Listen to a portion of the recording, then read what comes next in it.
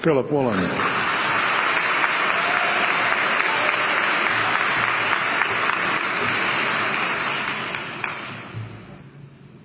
King Lear, late at night on the cliffs, asks the blind Earl of Gloucester, "How do you see the world?"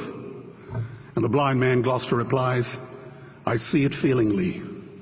And shouldn't we all? Animals must be off the menu because tonight they are screaming in terror in the slaughterhouses, in crates and in cages, vile, ignoble gulags of despair." You see, I heard the screams of my dying father as his body was ravaged by the cancer that killed him. And I realized I'd heard those screams before. In the slaughterhouse, their eyes stabbed out and their tendons slashed, on the cattle ships to the Middle East, and the dying mother wail as a harpoon explodes in her brain as she calls out to her calf. Their cries were the cries of my father. And I discovered that when we suffer as equals. And in their capacity to suffer, a dog is a pig, is a bear, is a boy. Meat today is the new asbestos, more murderous than tobacco. CO2, methane and nitrous oxide from the livestock industry are killing our oceans with acidic, hypoxic dead zones. 90% of small fish are ground up into pellets to feed to livestock. Vegetarian cows today are the world's largest ocean predators. The oceans are dying in our time. By 2048, all our fisheries will be dead, the lungs and the arteries of the earth. Billions of bouncy little chicks are ground up alive simply because they are male. Only 100 billion people have ever lived. 7 billion people live today. And yet we torture and kill 2 billion sentient living beings every week. 10,000 entire species are wiped out every year because of the actions of one. And we're now facing the 6th mass extinction in cosmological history. If any other organism did this, a biologist would call them a virus. It is a crime against humanity of unimaginable proportions.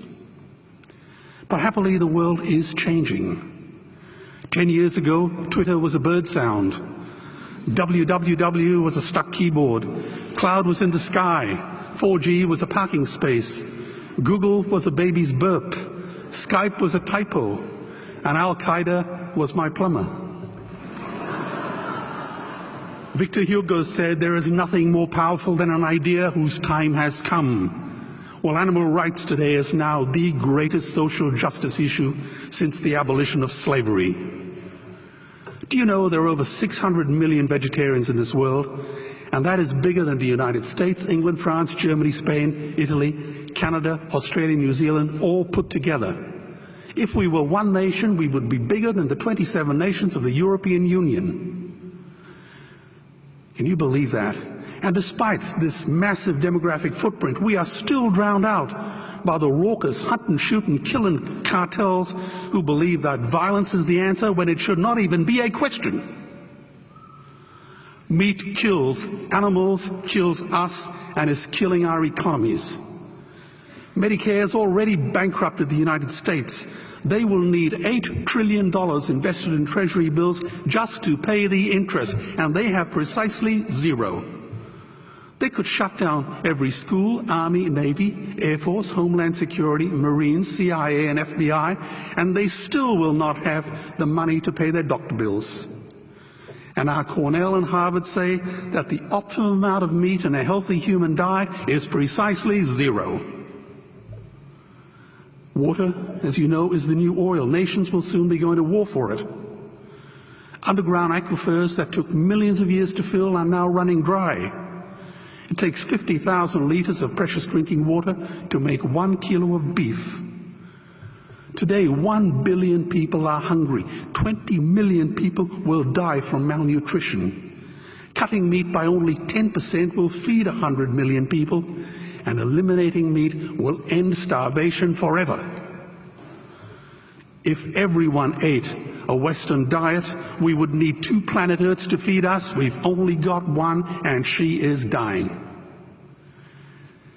Greenhouse gas emissions from livestock is 50% greater than transport, as Peter said. Cars, trains, buses, ships, lorries, the whole lot. And as I travel around the world, I see poor countries who sell their grain to the West while their own children starve in their arms.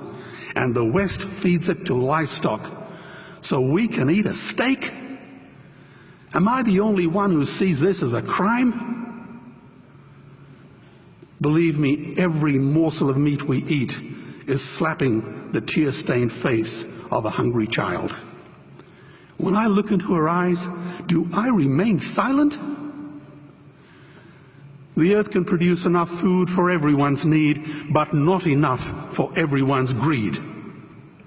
We are facing the perfect storm. If any nation had developed weapons that could wreak such havoc on the planet, we would launch a preemptive military strike and bomb it back into the Bronze Age. But it's not a rogue state, it's an industry. The good news is we don't have to bomb it. We can just stop buying it. Sir George Bush was wrong. The axis of evil does not run through Iraq, Iran, or North Korea. It runs through our dining tables. Weapons of mass destruction are our knives and forks. Our proposition is the Swiss Army knife of the future. It solves our environmental, water, human health problems and ends cruelty forever. The Stone Age didn't end because we ran out of stones. This cruel, disgusting industry will end because we run out of excuses. Meat is like the 1 and 2 cent coins. It costs more to make than it's worth. And I come from the bush. Farmers are the ones with the most to gain. Farming won't end, it would boom. Only the product line will change. Farmers would make so much money they won't even bother counting it, and I'd be the first to applaud them. Governments would love us. New industries would emerge and flourish. Health insurance premiums would plummet. Hospital waiting lists would disappear. Hell, we'd be so healthy, we'd have to shoot someone just to start a cemetery. So tonight I have 2 challenges for the opposition. 2 challenges. Meat causes a wide range of cancers and heart disease. Would they name one disease caused by a vegetarian diet? And 2, I'm funding the Earthlings trilogy.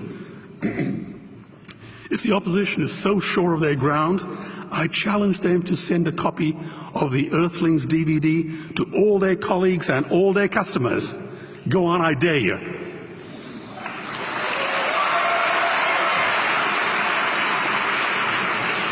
Animals are not just other species, they are other nations, and we murder them at our peril. The peace map is drawn on a menu. Peace is not just the absence of war, it is the presence of justice. Justice must be blind to race, color, religion, or species. If she's not blind, she will be a weapon of terror. And tonight, there is unimaginable terror in those ghastly Guantanamos we call factory farms or slaughterhouses. Believe me, if slaughterhouses had glass walls, we wouldn't be having this debate tonight. You see, I believe another world is possible. And on a quiet night, I can hear her breathing.